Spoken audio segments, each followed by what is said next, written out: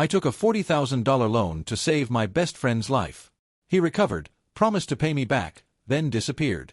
5 years later, I saw him in a restaurant wearing a Rolex. I'm shaking as I type this.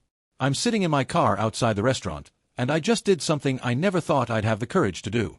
My girlfriend is beside me, holding my hand, telling me I did the right thing. I don't know if I did, but I know I couldn't stay silent anymore. This is going to be long. I need to get it all out. The setup. Tonight was supposed to be perfect. My girlfriend's 27th birthday. I'd been saving for months, literally putting aside $50 here, $100 there, to take her somewhere nice. Not extravagant, but nice. A place with cloth napkins and a sommelier and entrees that don't come with a number. She deserved it. She stood by me through 5 years of financial hell, and I wanted to show her that things were finally getting better. We walked in, and I felt proud. Proud that I could finally afford this. Proud that the debt that had crushed me for half a decade was finally paid off as of 3 months ago. Proud that I was rebuilding my life. We were seated near the back, which was fine. Intimate. Romantic. I was looking at the wine menu, trying to figure out which bottle wouldn't destroy my budget but would still impress her, when I glanced toward the corner of the restaurant. My heart stopped. There, at a large round table, surrounded by men in expensive suits, was a face I hadn't seen in 5 years. A face I'd tried to forget. A face that haunted my worst nights. My best friend. He was laughing. His head thrown back, champagne glass in hand, wearing a suit that probably cost more than my monthly rent. There was a Rolex on his wrist. I could see it glinting from across the room. His hair was styled differently, and he'd filled out, healthy and vibrant, nothing like the skeletal figure I'd last seen in a hospital bed. He looked successful. He looked rich. He looked like someone who'd never known struggle. And I knew, that the money that got him to that table came from me. My girlfriend noticed my face. "Hey, what's wrong? You look like you've seen a ghost." "I have," I said. My voice didn't sound like mine. "That's him. That's the guy I told you about." Her face went pale. She knew the story. She'd helped me through the final 2 years of payments. She'd held me when I couldn't make rent because of that loan. She knew everything. "What do you want to do?" she asked. I didn't answer. I just sat there, watching him laugh, watching him live his best life while the past 5 years of mine flashed before my eyes. The beginning. I need you to understand something. He wasn't just my best friend. He was my brother. We met when we were 7 years old. His family moved into the house next to mine, and within a week, we were inseparable. We built forts in the woods behind our houses. We had sleepovers every weekend. We went through middle school together, high school together, survived our awkward phases together. When my parents divorced when I was 14, he was the one who let me crash at his place for weeks. When his dad lost his job and they almost lost their house, my family helped them with groceries. We were woven into each other's lives like thread. We had this thing we'd say to each other: brothers don't need blood. It was our code. Our promise. We meant it. After high school, we both stayed local. I got a job at a logistics company. Nothing fancy, but steady. He bounced around, trying to find his path. Retail, food service, a brief stint at a call center. He was always the dreamer between us. Always talking about the big idea that was going to make him rich. I never minded. I believed in him. Then, when we were both 23, everything changed. He started losing weight. Getting tired. Bruising easily. I was the one who finally dragged him to a doctor because he was too stubborn to go himself. The diagnosis came like a sledgehammer: aggressive lymphoma. Stage 3. Without immediate, aggressive treatment, he had maybe 6 months. But here's the thing about America's healthcare system. Miracles come with a price tag. He had no insurance. Had aged out of his parents' plan at 26 and never got his own because he was young and invincible and working jobs that didn't offer benefits. The treatment would cost over $150,000 without insurance. There were some assistance programs, some charity options, but the gap that would determine whether he lived or died, was around $40,000.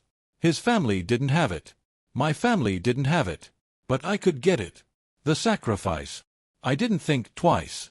That's the thing everyone needs to understand. When someone you love is dying, when you have the power to save them, you don't calculate. You don't weigh options. You act. I took out a $40,000 personal loan. The interest rate was brutal. I had limited credit history and no collateral. I maxed out 2 credit cards for the additional costs that kept coming up. I emptied my savings account, All $3,400 of it. My mother begged me to reconsider. What if he can't pay you back? What if something happens? He's my brother, I said. That's what brothers do. I paid for his treatment. I sat with him through chemo sessions, held a bucket while he vomited, watched his hair fall out in clumps. I drove him to every appointment, picked up every prescription. When he was too weak to walk, I carried him. And slowly, miraculously, he started to get better. The cancer retreated. The doctors were stunned. By the 8th month, they were using words like remission and remarkable recovery. By the 10th month, he was declared cancer-free. I remember the day he got the news. We sat in the hospital parking lot, and he sobbed into my shoulder.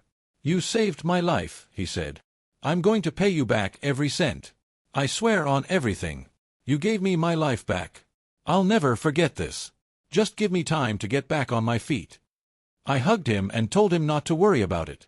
"Brothers don't need blood," I said. He said it back. I believed him. The disappearance. For 6 months after his recovery, things seemed normal. He was rebuilding his strength, looking for work, talking about all the things he was going to do with his second chance at life. He'd mention the debt sometimes, always with gratitude, always with promises. "I'm working on something," he'd say. "A business opportunity. When it hits, you'll be the first one I pay back." I didn't pressure him. He'd just survived cancer. He needed time. Then he got a job offer out of state. Tech startup, he said. Ground floor opportunity. He had to move fast. "I'll stay in touch," he promised.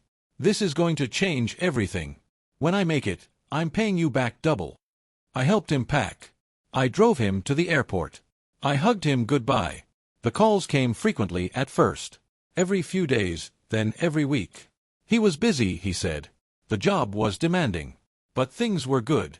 Things were great. He was on his way up. Then the calls became bi-weekly. Monthly. Then they stopped. I texted him. No response. I called. Voicemail. I tried again and again. Nothing. 3 months after he left, I realized he'd blocked me on social media. All of it. Instagram, Facebook, everything. I was erased. I tried reaching out to his family. His parents said he was busy, successful, but they seemed uncomfortable. His sister wouldn't talk to me at all. He had just vanished. I spent 5 years paying off a loan I took out to save his life. He spent those same 5 years pretending I don't exist. The aftermath. Do you know what $40,000 in debt does to a 23-year-old with a modest income? It destroys everything. The loan payments alone were $800 a month. Add the credit card minimums, and I was looking at over $1,200 a month in debt service. On a salary that barely covered rent and utilities, I was drowning before I even started. I worked 2 jobs for 3 years. My day job at the logistics company, then nights and weekends at a warehouse. I lost weight. I lost friends. I lost my 20s. I couldn't save for a house. Couldn't contribute to retirement. Couldn't take vacations or buy decent clothes or do any of the things people my age were doing. I watched my college friends get married, buy houses, start families. I was stuck.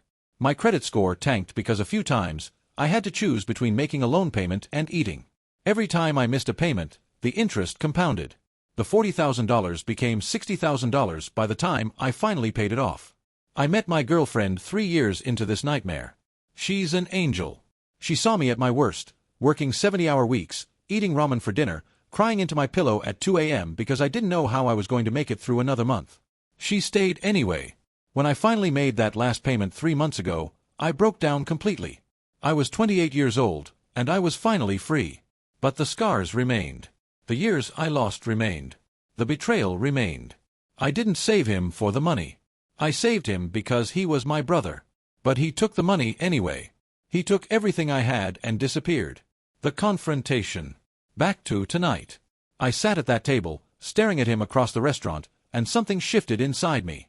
All the times I'd imagined this moment, what I'd say, what I'd do, none of it seemed adequate now that it was real. My girlfriend squeezed my hand. "You don't have to do anything.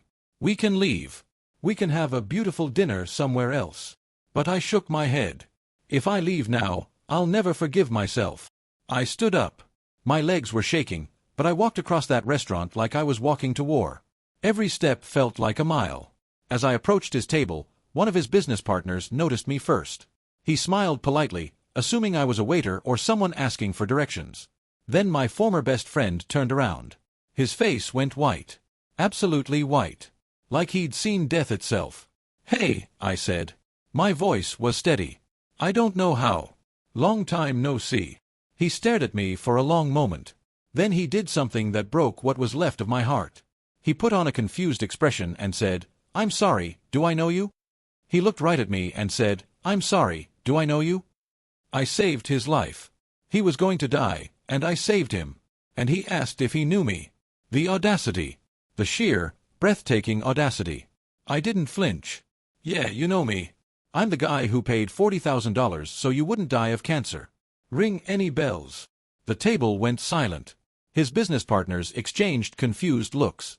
His face cycled through about 6 different emotions: shock, fear, anger, shame. "I think you have the wrong person," he said, but his voice cracked. "Really?" I pulled out my phone. I'd kept everything. Every statement. Every payment. Every piece of documentation. I scrolled to a photo of us from 8 years ago, arms around each other at his birthday party. This isn't you. This isn't the guy who swore he'd pay me back? Who said I was his brother? His mask crumbled. His partners were staring now. The whole corner of the restaurant was watching. "Look," he said, lowering his voice. "This isn't the time or the place." "No, I think this is exactly the time and place," I said. "Because I've been looking for the right time and place for 5 years. 5 years of working 2 jobs. 5 years of destroyed credit. 5 years of putting my entire life on hold because I believed you when you said you'd pay me back. And here you are." I looked at his Rolex. Did the mental math. His watch cost more than my debt. I did the math. He was wearing my suffering on his wrist. "That watch," I said. "How much did that cost?" He didn't answer. "I did some research when I saw you at that table," I continued. "Took about 30 seconds. You're the CTO of a tech company now, aren't you? Company went public last year. You're worth millions." His jaw tightened. "You've been worth millions," I said, "while I've been eating rice and beans and working myself to death for a debt I took on to save your life." One of his partners, an older man in a gray suit, cleared his throat. "Perhaps you two should discuss this privately." "No," I said. "I spent 5 years in private hell. He can spend 5 minutes in public discomfort." I turned back to him. "You owe me $40,000. With interest, it's closer to $60,000, but I'll settle for the original amount. You can pay me by Friday, or I'll make sure everyone in the city, every business contact, every investor, every person you've ever tried to impress, knows exactly who you are. The guy who let his childhood best friend bankrupt himself, then disappeared without a word. The worst part isn't the money. It's knowing that my friendship was worth exactly $40,000 to him. That was his price to walk away." He looked at me with something that might have been shame, might have been fear, might have been both. "I was going to reach out," he said quietly. "When? I've been meaning to pay you back. It's complicated. Life got busy." "Life got busy," I repeated. "Life got busy. I spent 5 years unable to have a life because of you, and life got busy. You don't understand what I've been through. I watched you go through it." My voice rose, and I didn't care anymore. "I held your hand through chemo. I emptied my bank account so you could live. And you're going to sit there and tell me I don't understand?" He had nothing to say. For once in his life, the dreamer, the talker, the guy who always had a plan, he had nothing. "Friday," I said. "I'll send you my payment information. You have my number. Oh wait, you blocked it. You'll have to unblock me first." I turned and walked back to my table. My girlfriend was crying. The entire restaurant was silent. We left without eating. Neither of us was hungry anymore. Update 1, 3 days later. He reached out yesterday. A text from an unknown number. "It's me. Can we talk?" I didn't respond immediately. Part of me wanted to let him stew. Part of me wanted answers more than revenge. We met at a coffee shop, neutral territory. He looked different from the restaurant. Smaller. Less polished. He was wearing a simple sweater and jeans, like he was trying to look humble. "I know you hate me," he started. "I don't hate you," I said. "Hate would be easier. What I feel is worse than hate." He flinched. "I need you to understand something," he said. "When I left, I was terrified. The cancer, The debt to you, the pressure. I felt like I was drowning. I took that job because I thought it was my only chance to dig myself out. And then it started working. The company took off. Money started coming in. And every time I thought about reaching out to you, I felt so much shame that I couldn't do it. So you decided it was easier to pretend I didn't exist. I know how it sounds. It sounds like cowardice, I said. It sounds like you valued your comfort over my suffering. You could have sent me $100 a month. You could have sent me anything. Instead, you bought a Rolex and forgot my name. He didn't argue. He couldn't. I'm transferring the money today, he said. Full amount. 60,000, not 40. I know it doesn't fix anything, but... You're right, I said. It doesn't. We sat in silence for a long moment. I'm not looking for your forgiveness, he said finally. I know I don't deserve it. But I need you to know, you saving my life meant everything. It still means everything. I couldn't carry the weight of it. I wasn't strong enough to be the person you believed I was. That's the thing, I said. I didn't believe you were anything special. I just believed you were my friend. That should have been enough. He cried then, quietly, into his hands. I didn't comfort him. I didn't have the capacity for that anymore. Before I left, I said one more thing. The money I spent on you, it wasn't an investment. It was a gift I gave to someone I loved. What hurts isn't that you didn't pay it back. It's that you threw away the friendship that came with it. You can't buy that back. Update 2, 1 week later. The money arrived 3 days after our conversation. $60,000, transferred to my account. I stared at the notification for a long time. My first instinct was to feel nothing. After everything, the number seemed abstract. Like Monopoly money. Like something that couldn't possibly make up for the years I'd lost. But then I started thinking about what I could do with it. I paid off my remaining credit card debt, the last remnants of that nightmare. Then I put a chunk into savings, finally starting the emergency fund I should have had years ago. And then I made a decision. I donated $10,000 to a cancer charity. One that helps patients without insurance pay for treatment. Because even though he hurt me worse than anyone ever has, the disease that nearly killed him is still killing other people. And those people deserve a chance too, a chance to have someone in their corner, even if it's a stranger. When I told my girlfriend, she cried. You're a better person than I am, she said. No, I said. I'm just trying to make something good come out of something terrible. Update 3, 2 weeks later. Word got around. These things always do. I started getting messages from people we both knew growing up. Some of them had suspected something was wrong when he disappeared, but didn't know the details. Now they did. His sister reached out to me. She apologized, said she'd known something was off but didn't want to believe her brother was capable of what he'd done. She'd confronted him after the restaurant incident. He'd confessed everything. He's not okay, she told me. He's been drinking a lot since this happened. I think he's finally facing what he did. I didn't know what to say to that. Part of me felt a dark satisfaction. Part of me felt empty. Part of me, a small, stubborn part, still cared about the boy who'd been my brother once. I hope he gets help, I finally said. But I'm not going to be the one to give it to him. He needs to figure this out on his own. She understood. Update 4, 1 month later. Life is moving forward. I used some of the money for a down payment on a small condo. Nothing fancy, but mine. For the first time in 5 years, I'm building something instead of just surviving. My girlfriend and I are talking about the future now, things we couldn't talk about before because I was so weighed down by debt that I couldn't see beyond the next payment.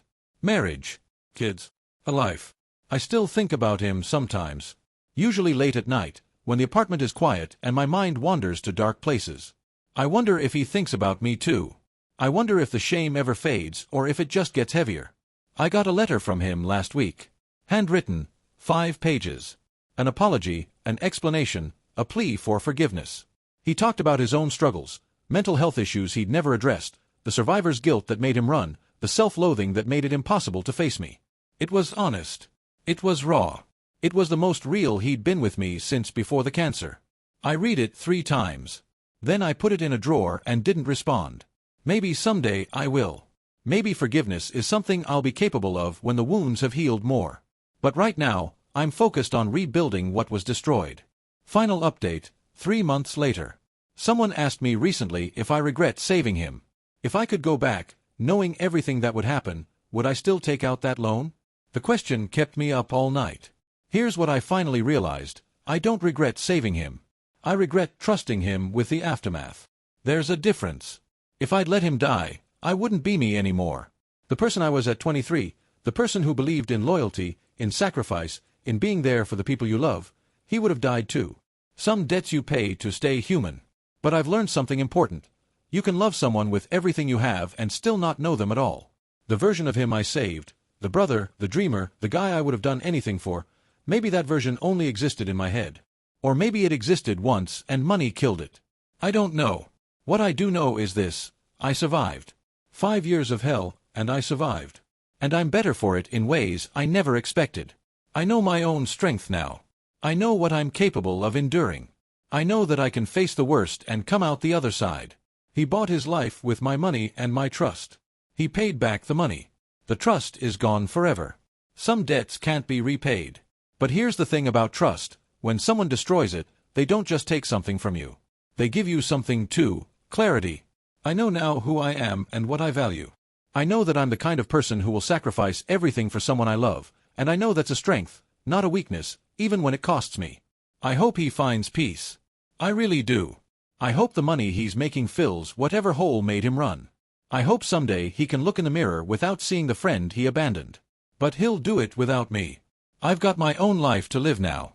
And finally, after 5 long years, I'm ready to live it. Thanks for reading this far. I know it was long. Writing it out helped more than I expected. To everyone going through something similar, whether it's betrayal, financial hardship, or just the pain of losing someone you thought you knew, hang in there. The night does end. The debt does get paid. And you're stronger than you think. Edit. A lot of people are asking about the cancer charity I donated to. I'd rather not name it directly, privacy reasons. But if you want to help someone in a similar situation, there are several organizations that help uninsured cancer patients with treatment costs. A quick Google search will help you find legitimate ones. Thank you all for the overwhelming support. Here's what I learned about friendship. You can love someone with everything you have and still not know them at all. I took out a $40,000 loan to save his life. He was dying. Cancer. No insurance. I didn't think twice. That's what brothers do. He beat cancer. Promised to pay me back. You saved my life. I'll never forget this. 6 months later, he disappeared. Blocked my number. Erased me from social media. Vanished. I spent 5 years paying off that loan. He spent those same 5 years pretending I don't exist. Then I saw him at a restaurant. Rolex on his wrist. Champagne in his hand. Laughing with business partners. He's a millionaire now. He looked right at me and said, "I'm sorry, do I know you?" I saved his life. And he asked if he knew me. His watch cost more than my debt. He was wearing my suffering on his wrist. I confronted him publicly. He paid back the money, $60,000. I donated $10,000 to cancer charity. Because even though he hurt me, the disease is still killing people who deserve a chance. He sent me a letter. 5 pages. Apology. Explanation. Plea for forgiveness. I read it 3 times. Then I put it in a drawer and didn't respond. He bought his life with my money and my trust. He paid back the money. The trust is gone forever. Some debts can't be repaid. I don't regret saving him. I regret trusting him with the aftermath. There's a difference. I'm finally building my life now. And he'll do it without me.